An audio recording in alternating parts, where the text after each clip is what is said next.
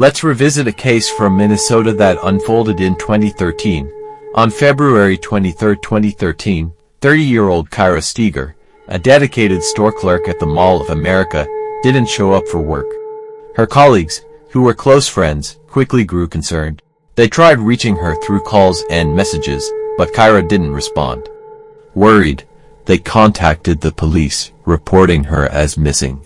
Born on November 19, 1982, in Des Plaines, Illinois, Kyra was described by her parents, Marcy and Jay Steger, as a lively, sweet, and committed daughter. She had worked for 2 stores at the Mall of America Wetzel and later Delia's and had formed strong bonds with her coworkers, whom she considered her extended family. Kyra had a remarkable ability to see strengths in others that they didn't even recognize in themselves. Her future seemed full of promise, bright and serene, but tragically, all of that changed when she disappeared under mysterious circumstances. On Thursday, February 21, 2013, Kyra had a shift at work. Her co-workers said she seemed upbeat, even making plans to enjoy a dinner out with her husband, Jeffrey Trevino, once her shift ended. Kyra and Jeffrey had met 3 years prior, and their connection was instant. Their relationship blossomed quickly, leading to marriage. To everyone who knew them, they appeared to be a happy, stable couple. Though like all relationships, they had their disagreements, they were kept private, with no one outside their immediate circle suspecting any major issues. But by Saturday, 2 days later, Kyra had vanished without a trace, leaving behind questions that still need answering. On February 23rd, when Kyra didn't show up for work, her colleagues grew worried because this was completely out of character for her. Kyra was always punctual, strict with herself and others, and never tolerated being late. Her co-workers tried reaching her, but when they couldn't, they called her husband, Jeffrey. He was just as confused, stating that Kyra had left their home the previous morning and hadn't returned since. However, he wasn't overly alarmed at first, as Kyra had a habit of occasionally disappearing for a day or two, staying at a friend's house or visiting relatives without informing anyone. The heavy snowfall that day did cause some concern, and Jeffrey speculated that something might have happened to Kyra on her way.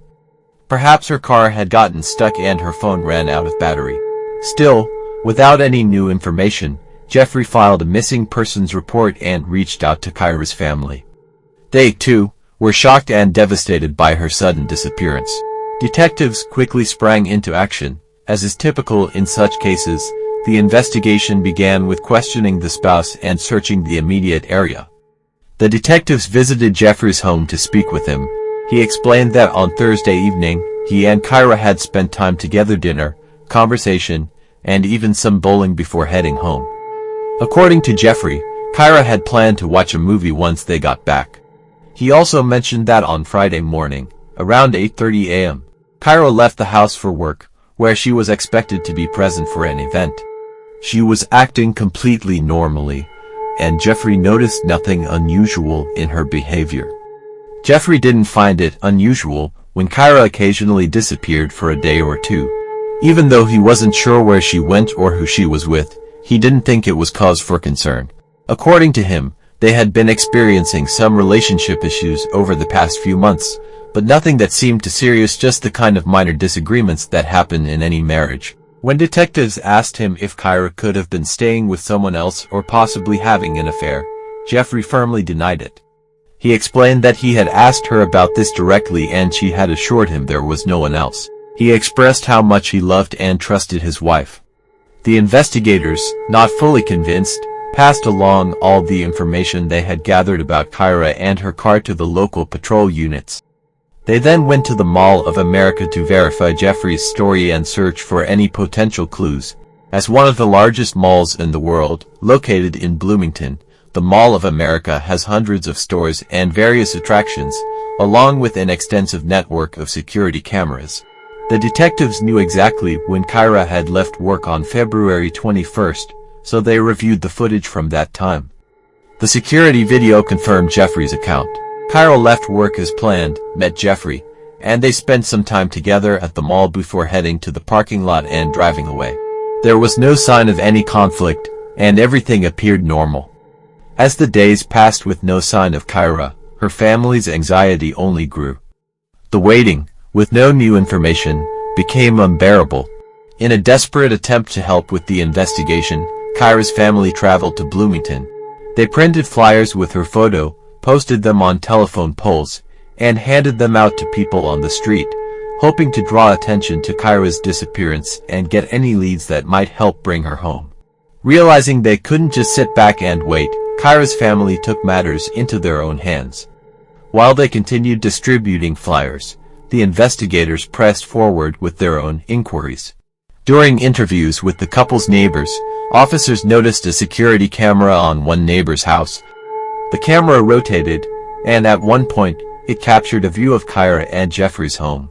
The investigators requested a copy of the footage, hoping it might reveal something useful. Around the same time, phone records from Kyra's cell phone arrived, giving investigators a new lead. The records revealed that Kyra had been in regular contact with another man, Ryan Wendt. Ryan was the manager of one of the stores where Kyra worked, and they appeared to have had a long and intense relationship. The investigators soon learned that Ryan was out of state, traveling towards Colorado while the search for Kyra was still underway. This raised some suspicions. Why had Ryan left at the same time Kyra vanished? Was it just a coincidence, or did his sudden departure hide something more sinister? Determined to find answers, detectives tracked Ryan down in Colorado, where he agreed to sit for questioning. He told investigators that his last communication with Kyra had been while he was driving through South Dakota. They had exchanged text messages, and these messages were sent shortly before Kyra disappeared. When the detectives reviewed the timing of the texts, they discovered that Kyra had been in touch with Ryan at the same time she was having dinner with her husband, raising even more questions about the nature of her disappearance and the role Ryan might have played. The investigators noticed a clear shift in the relationship between Kyra and Jeffrey, as their communications seemed to grow increasingly distant. As part of the investigation, they examined Ryan's phone to track his location, checking his proximity to nearby cell towers and cross-referencing his credit card statements. It turned out he was out of state on the evening of Kyra's disappearance and had no apparent connection to the event. As a result, he was cleared as a suspect and removed from the list. Meanwhile, Kyra's phone records showed that she had continued texting Ryan even after she had returned home with her husband. Their communication stopped abruptly at 11:44 p.m., after which Kyra's phone went silent. Another team of investigators turned their focus to surveillance footage from a neighbor's camera, which captured the street outside Kyra's home. Unfortunately, the camera had a tendency to swivel too quickly from side to side, making it difficult to get a clear view of anything suspicious. The investigators only managed to briefly spot Jeffrey and Kyra's house when the camera briefly paused in that direction. Jeffrey had mentioned that after a dinner and a night of bowling, he and Kyra had watched a movie and gone to bed. However, the footage revealed something puzzling. Around 2 a.m. Kyra's car was seen reversing into the yard. Due to the poor quality of the video and the camera's rapid motion, it was hard to determine exactly what was happening. The car soon left the yard, but the investigators were left questioning the significance of this sighting. Jeffrey explained that Kyra had asked him to pump gas into her car the night before so she'd be ready for her commute the next day, which he believed accounted for the late-night drive. Jeffrey's story about going to the gas station checked out surprisingly. He was indeed seen there around 3:30 a.m., but after fueling up, the detectives found that he didn't return home. Instead, he inexplicably headed toward the highway, with no clear indication of where he went next. The neighbor's surveillance camera didn't capture his return home, but that could have been a coincidence due to the camera's constant rotation. It's possible that Jeffrey came back later, when the camera was facing the other direction. Further investigation into the footage revealed that Kyra's Chevrolet was seen leaving the house at 9:21 a.m., but unfortunately, the video didn't show who was driving the car. A missing person report was officially filed for Kyra on Saturday, February 23rd. Then, on Monday, February 25th, police received a call about a suspicious vehicle near a shopping center where Kyra worked. Security guards had noticed a car parked there for several days and had requested a tow. When the tow truck driver went to check the car before hauling it away, he noticed suspicious red smudges on the trunk lid. Concerned, He contacted the police, and it turned out to be Kira's white Chevy. The investigators found only a few small bloodstains on the scene, but even that was a troubling sign.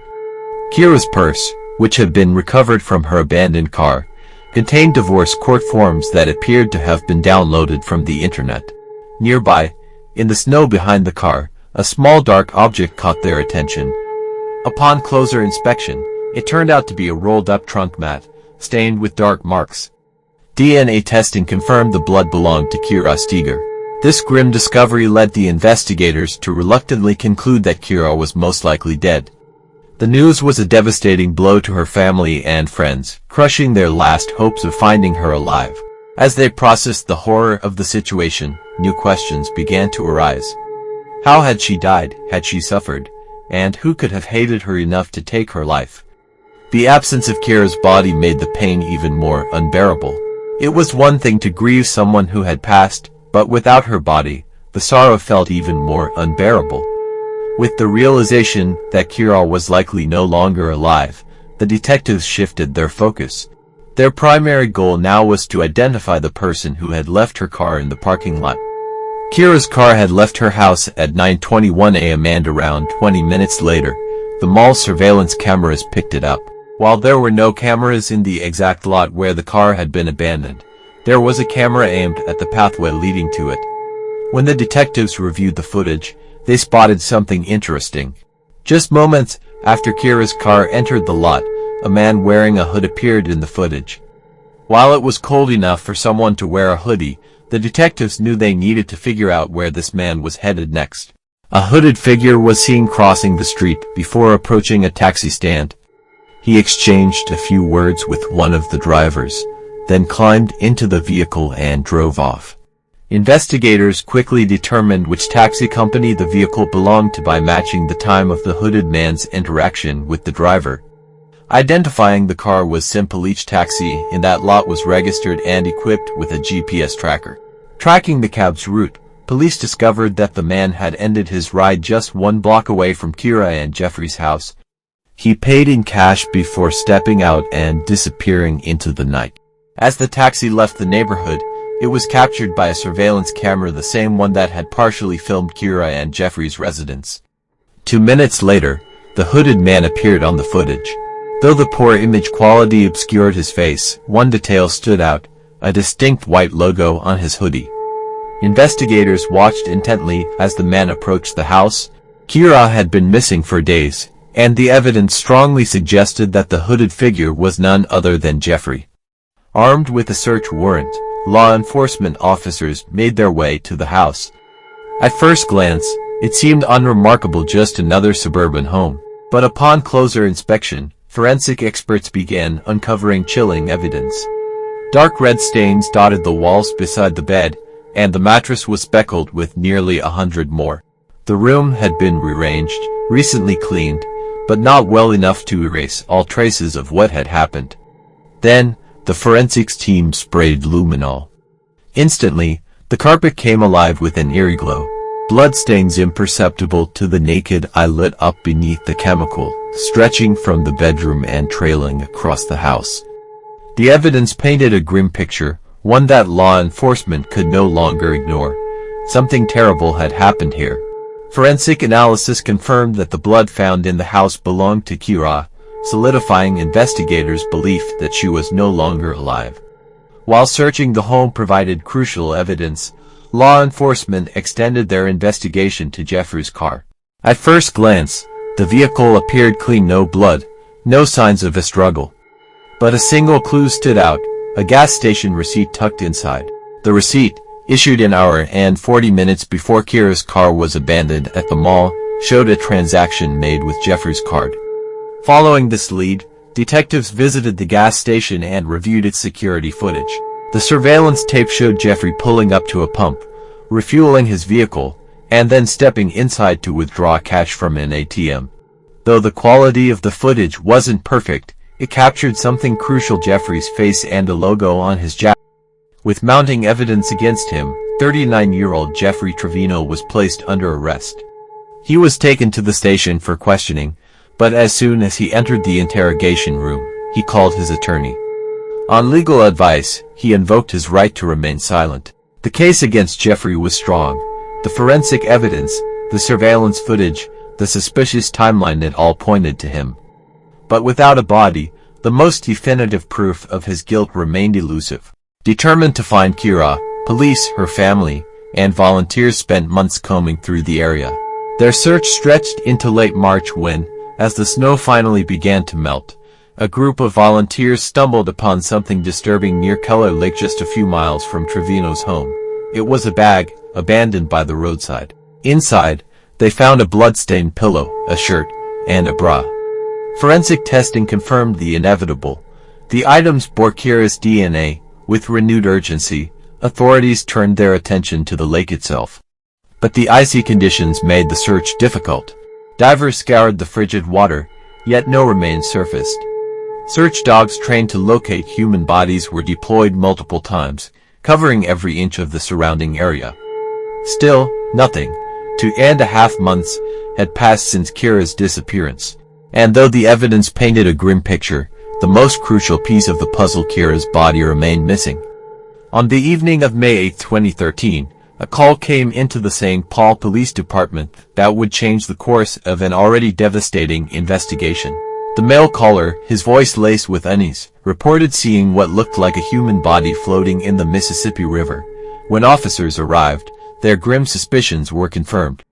A body, stripped of clothing and battered by the elements, had surfaced from the cold, murky depths. Investigators moved swiftly to identify the remains, and dental records soon provided an answer: the body belonged to Kira Steger. The condition of her corpse told a story of violence. Kira had suffered a severe blunt force injury to her forehead, the impact strong enough to suggest a brutal assault. Her left index finger was fractured, a detail that hinted at a struggle, an act of defiance against her killer. But beyond these wounds, time and water had erased critical evidence. The extent of decomposition made it impossible for medical examiners to determine her exact cause of death. With Kira's body recovered, investigators set out to piece together the final moments of her life. The theory they built was chilling. That night, after Kira and Jeffrey returned home, something triggered a deadly confrontation. Perhaps Jeffrey noticed she was texting someone, or maybe he had already suspected she was hiding something. When Kira refused to show him her messages, his anger erupted. He ripped the phone from her grasp, breaking her finger in the process. And then, in a fit of rage fueled by jealousy and betrayal, he took her life. But murder was only the first part of his crime. The next step was covering it up. Jeffrey acted quickly. He used Kira's own car to transport her body, placing her lifeless form in the trunk before driving away from their home. His first stop was a gas station, where he withdrew cash, a detail that would later become crucial evidence. From there, he continued his grim journey to the Mississippi River. Under the cover of darkness, he disposed of Kira's body, letting the rushing water swallow the truth. On his way home, he discarded a bag containing key evidence: a blooded pillow, a shirt, a bra on the roadside near Keller Lake, as if shedding pieces of his crime along the way. By morning, he returned to his careful deception. He withdrew more cash from an ATM, knowing he would need to pay for a cab after staging Kira's disappearance. Later, he abandoned her car in the mall parking lot, a calculated move meant to convince the world that Kira had left on her own, never to return. Then, he cleaned every stain, every trace, every drop of blood. He scrubbed away the evidence of what had happened inside their home, hoping that if he erased the physical proof, he could erase suspicion itself. But Jeffrey had overlooked something: the cold, unblinking eyes of surveillance cameras. Footage captured his movements, placing him at key locations, exposing the holes in his story. And when the forensic evidence inside the house began to surface, his carefully constructed lie collapsed. In October 2013, Jeffrey Trevino stood before a jury. The verdict was swift: guilty. Though the prosecution argued that he had deliberately planned the murder, the jury sided with the defense. believing it to be a crime of passion rather than premeditation, a moment of uncontrolled rage rather than a calculated and when the forensic evidence inside the house began to surface, his carefully constructed lie collapsed. In October 2013, Jeffrey Trevino stood before a jury. The verdict was swift, guilty. Though the prosecution argued that he had deliberately planned the murder, the jury sided with the defense, believing it to be a crime of passion rather than premeditation, a moment of uncontrolled rage rather than a calculated killing. Before the sentencing, Kira's family was given a chance to speak, their words searing through the courtroom. "This monster is a calculated criminal," said Kira's sister, Carrie Ann Steger. "He deserves no mercy." Her mother, Marcy, added her own painful truth. "He certainly showed my daughter no mercy. He dumped her like a piece of trash into the nation's most polluted body of water." Kira's father, Jay, summed up the family's grief in a single, devastating sentence. "No matter how much time you give Mr. Trevino, it's not enough. Never enough." In November 2013, the judge handed down Jeffrey Trevino's sentence, 27.5 years in prison. With good behavior, he could be eligible for parole in 2031. But for Kira's family, the sentence meant little. No amount of time behind bars could bring her back. No punishment could undo what had been done. The only certainty was that Kira's life had been stolen in a moment of rage, and for those who loved her, the pain of that loss would never fade.